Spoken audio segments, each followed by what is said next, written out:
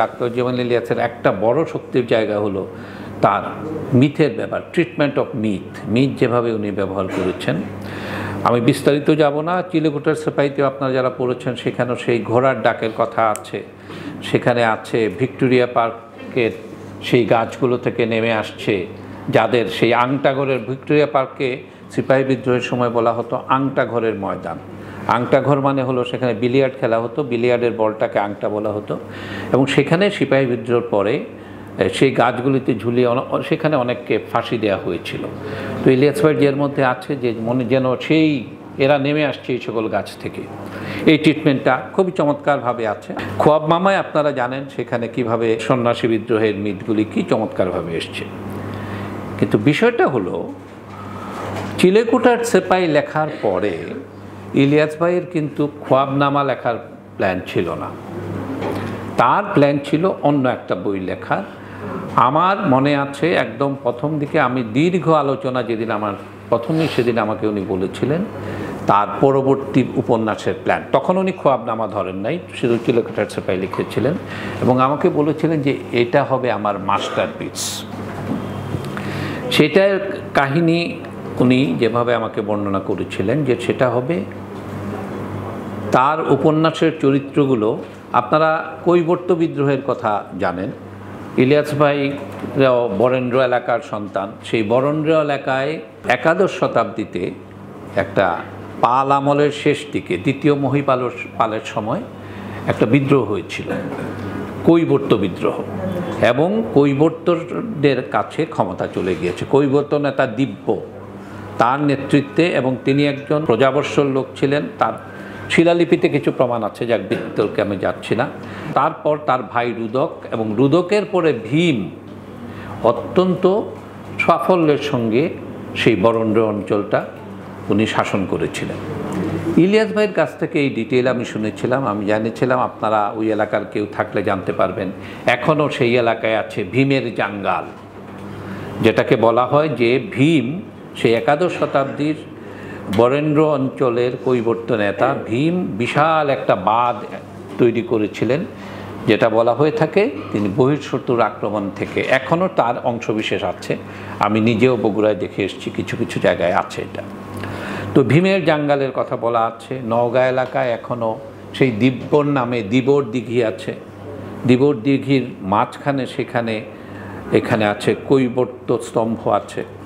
অর্থাৎ এবং মানুষের মুখে মুখে কাহিনীতে, ইতিহাসে কিন্তু এর প্রমাণ যে খুব কম পাওয়া যায়, কিন্তু মানুষের মুখে মুখে জনশ্রুতিতে এই মিথটা এখনও জীবিত আছে। এই আলোচনাটাগুলো ইলিয়াস ভাইয়ের সঙ্গে হয়েছিল আমার। বারবার উনি বলেছিলেন যে তার চরিত্রগুলো এমনভাবে হবে তারা সুইচ করবে, হয়তো বরেন্দ্র এলাকার সেই সময়ে থেকে হয়তো আমাদের মুক্তিযুদ্ধের মধ্যে আসবে, এবং ওই এলাকার মুক্তিযুদ্ধের কাহিনী সেটাও উনি বলেছিলেন। আপনারা 7 জন বোধহয় পাক আর্মিরা সেই এলাকায় 7 জন একটা পীর পরিবারের 11 জনকে একদিনে হত্যা করেছিল। তো ইলিয়াস ভাই খুব অনেক ডিটেইল আলোচনা করেছিলেন যে কীভাবে উনি ওই মিথটাকে ইউজ করবেন। এই মিথটা ইউজ করতে গিয়ে উনি এই বইটার নাম দিতে চেয়েছিলেন করতোয়া মাহাত্ম্য, এবং আমাকে বলেছিলেন এর কথা কিন্তু কাউকে বলবা না, যে আমার যে প্ল্যান এটাকে করতোয়া মাহাত্ম্য দেওয়ার, এই কথা কাউকে বলবে না, কারণ এটা শুনেও হয়তো কেউ একটা সস্তা কিন্তু কোনো কিছু একটা লিখে করতোয়া মাহাত্ম্য নাম দিয়ে দিল। তো আমি বললাম সেই ব্যাপারে আপনি নিশ্চিন্ত থাকতে পারেন, এবং এই আলোচনা ইলিয়াস ভাই যতদিন জীবিত ছিলেন ততদিন আমি এই কথা উচ্চারণ করিনি। ইলিয়াস ভাই মারা যাওয়ার পরে এটা নিয়ে আমি লিখেছি। তো এটার লেখক হলেন পোর্শনার নামে একজন লেখক, এটাও সংস্কৃতে লেখা। ওই বইটা আমি দেখিনি, আমি জানি না এটা কোথায় আছে, কিন্তু সেটাও সেই সম্ভবত একাদশ দ্বাদশ শতাব্দীর একটা বই। তো এই করতোয়া মাহাত্ম্য নিয়েই কথা হতো, এবং ইলিয়াস ভাইয়ের সঙ্গে আমার যখন ফোন হলেই আমি যে কথাটা জিজ্ঞেস করতাম যে ইলিয়াস ভাই মাস্টারপিসের অগ্রগতি কত দূর। উনি প্রচুর নোট করেছেন, যে করেছিলেন এটার জন্য এটা বলেছেন যে নোট উনি করে রেখেছেন। তারপরে একদিন বললেন যে না, ওইটা রেখে এখন আরেকটা ধরেছি, সেটা হলো খোয়াবনামা। এবং আমাকে বলেছিলেন যে ওইটা যা চিন্তা করেছিলাম এর অনেক কিছু চলে আসছে এটার মধ্যে, এই খোয়াবনামার মধ্যে অনেকগুলি জিনিস সেখানে চলে আসছে। তো যাই হোক, সেই অবস্থায় উনি খোয়াবনামাটা লিখলেন। আপনারা জানেন জনকণ্ঠে এটা সিরিয়াল হয়েছিল, সেটা আমরা পড়েছিলাম, আমরা এটা নিয়ে আলাপ আলোচনা করেছি। তো আমি যে কথাটা বলে এখানে যে বলতে চাই যে ইলিয়াস, এই মিথটাকে যদি ইলিয়াস ইউজ করতে পারতেন, একই সাথে কিন্তু এটা দুইটা খুবই বড় একটা ঘটনা।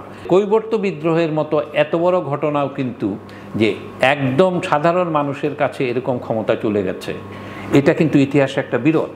এবং মজার ব্যাপার হলো, আমাদের ঐতিহাসিক যারা প্রখ্যাত ঐতিহাসিক, এরাও কিন্তু এটাকে খুব গুরুত্ব দেন নাই, এরা এটা নিয়ে আলোচনা করতে চান নাই। এইটা নিয়ে একটা জায়গায় আলোচনার, সেটা ইলিয়াস ভাইয়ের সঙ্গে আলোচনা থেকে আমরা জেনেছি, সেটা হলো দ্বাদশ শতাব্দীর একজন কবি ছিলেন, বাঙালি কবি, তার নাম ছিল সন্ধ্যাকর নন্দী। সন্ধ্যাকর নন্দী রামচরিত নামে একটা কাব্য লিখেছিলেন।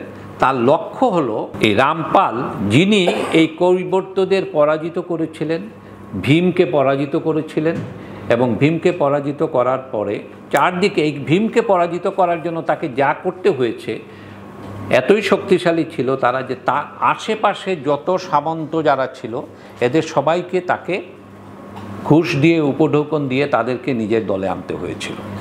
এবং এরা কিন্তু আমাদের সবই ওই এখনকার পশ্চিমবঙ্গ, বিহার, ওই সকল এলাকার সামন্তরা মিলে একটা যৌথ বিশাল অভিযান দিয়ে ভীমকে পরাজিত করা হয়েছিল।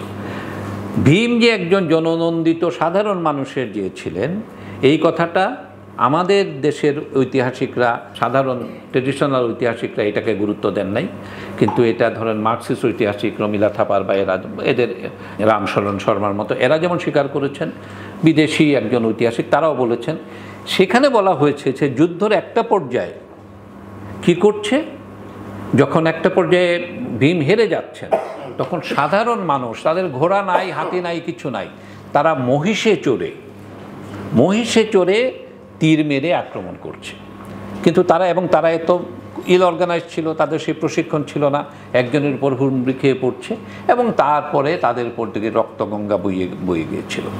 তো সন্ধ্যাকর নন্দীর সেই রামচরিত, সেইটাই হলো একমাত্র সোর্স। এবং শুধু তাই না, সংসারমন্ত্রীর রামচরিতেই কৈবর্ত বিদ্রোহের কথা পাওয়া যায়। এছাড়া ওই সময়কার ইতিহাসের অনেকগুলি সূত্র, অনেকগুলি বিষয় সমাধান হয়েছে রামচরিত প্রকাশিত হওয়ার পর। রামচরিত হরপ্রসাদ শাস্ত্রী নিয়ে এসেছিলেন, নেপাল থেকে নিয়ে এসেছিলেন একটা পুঁথি, তার অনুবাদ করা। তো যাই হোক, আমি এই প্রসঙ্গ এই কারণে কথা বলতে চাইলাম, আমি একটু ব্যক্তিগত প্রসঙ্গ হয়ে যাচ্ছে, কিন্তু আমি খুব ভালো বোধ করছি বলে কথাটা বলতে চাচ্ছি যে ইলিয়াস ভাইয়ের দ্বারা অনুপ্রাণিত হয়েছিলাম আমি সন্ধ্যাকর নন্দীর ব্যাপারে। এবং পরে আমি একটা সরকারি চাকরি করতাম আগে, আমি একবার বরেন্দ্র যে মিউজিয়াম আছে সেই জায়গা থেকে একটা 20 টাকা দিয়ে কিনে নিয়ে এসেছিলাম সন্ধ্যাকর নন্দীর রামচরিত, সেই 1939-এর একটা কপি। ওইগুলি অনেক পুরনো কপি।